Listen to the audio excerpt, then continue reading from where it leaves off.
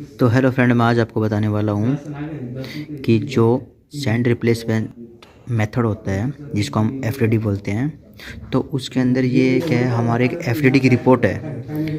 FDD की report होने के बाद हमको कुछ पूछ लेते हैं कि इसका स्टैंडर्ड साइज़ क्या होता है, एवरेज डिग्री ऑफ कॉम्पैक्शन कैसे निकलता है, और एक्सेप्टेंस जो क्राइटेरिया होता है वो कैसे निकलता है। वो कुछ को पता नहीं होता वो कैसे निकाला जाता है कैल्सी के अंदर।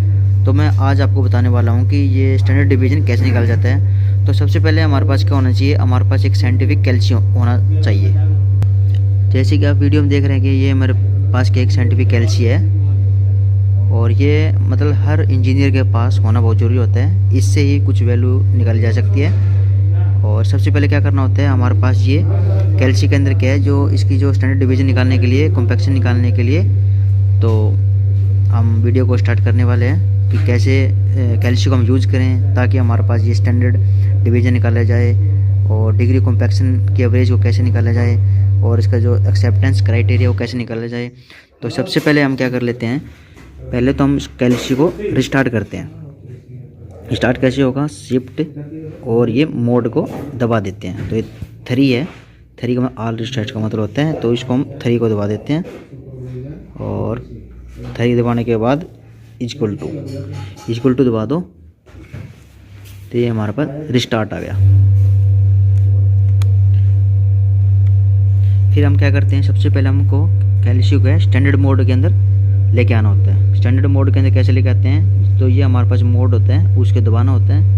और ये बीच में जो एसडी है, एसडी के अंदर कैसे आएगा, एसडी को लेके आने के अंदर क्या करना है, सबसे पहले हम उसको 2 दबा देते हैं।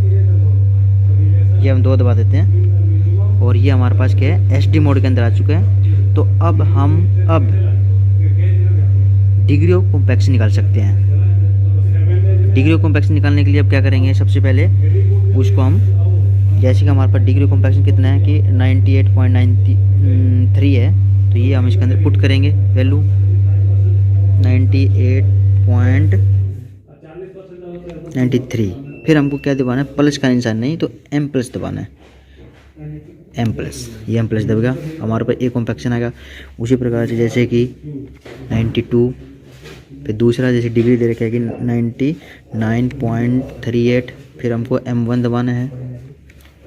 फिर हमको जैसे कि 98.39 है, फिर हमको M2 फिर दबाना है, फिर 99.73, फिर M1 दबाना है, फिर 99.64, फिर M को M दबाना है, फिर क्या है 98.66, फिर M1 फिर दबाना हमको, फिर क्या 99.64, फिर M1 फिर दबाना है, 98.93, 99.94, 99.973 जी।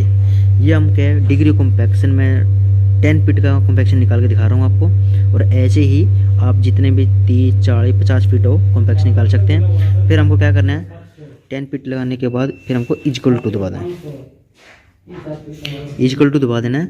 ये इक्वल टू दबाने के बाद जो वैल्यू आई है 99.73, तो उसको हम क्या करना है, इसको भी इसके बाद सिर्फ हमको सीधा ही शिफ्ट दबाना है। शिफ्ट दबाने के बाद 21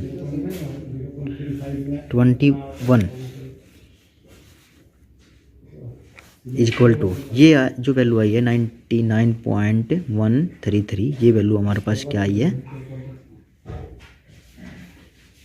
डिग्री ऑफ कॉम्पैक्शन। ये हमारे पास डिग्री कॉम्पैक्शन है। ये जैसे कि मेरा पास जैसे डिग्री कॉम्पैक्शन क्या मैंने 20 का पिट का निकाल रखा है। तो ये जो आई है मेरे पास वैल्यू जैसे कि 99.13, ये हमको लिखनी है। जैसे कि 10 फीट की हो तो 10 फीट में लिखना है। जैसे कि इसमें यहाँ वैल्यू लिखनी है, यहाँ पे डिग्री कॉम्पैक्शन यहाँ पे लिख देनी है।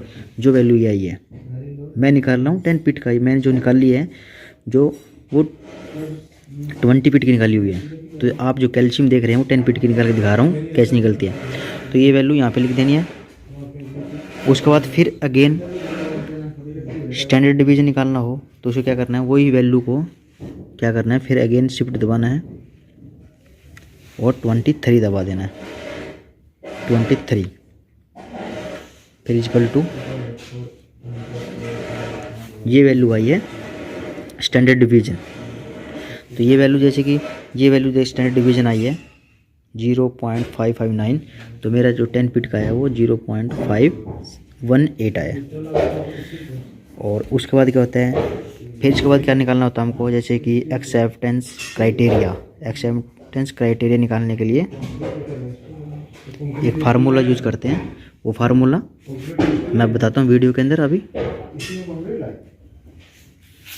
तो फ्रेंड आपने देखा कि ये मेरे पास एक फार्मूला होता है एक्सेप्टेंस जो क्राइटेरिया निकालते हैं उसका ये फार्मूला होता है।